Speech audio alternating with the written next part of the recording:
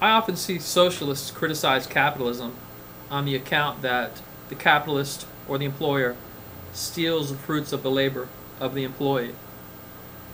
And they base this belief on the labor theory of value, or some version of it.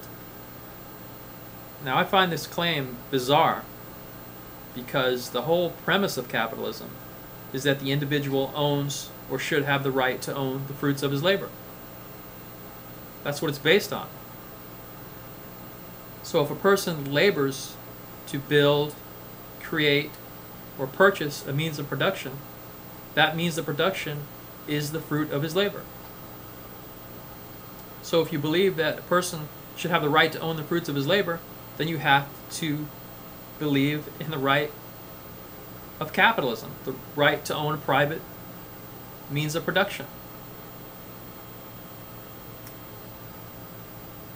Now,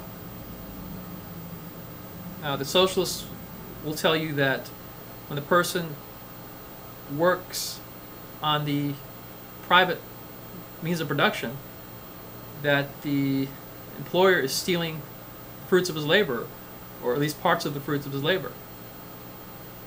Now, this is totally incoherent. It's contradictory if your premise is that people have the right to own the fruits of their labor. Consider the example of your home, and someone comes into your home unauthorized, and they proceed to take some food out of the refrigerator. They take some cans, open some cans up, and get your cookware and your stove, and they proceed to make themselves a dinner. Now, would you say that this person owns the fruits of their labor, or that they should be considered to have a right to own the fruits of their labor? I don't think you would. It's the same situation with a business, with capitalism.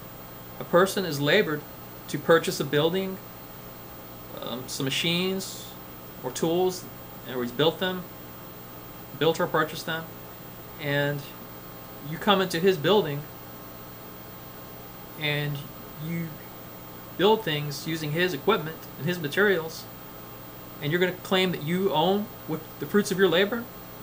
That's bizarre, because he owns the fruits of his labor. So if you enter his building and use his machines and materials and take any part of what you created in using his means of production, then you're a thief.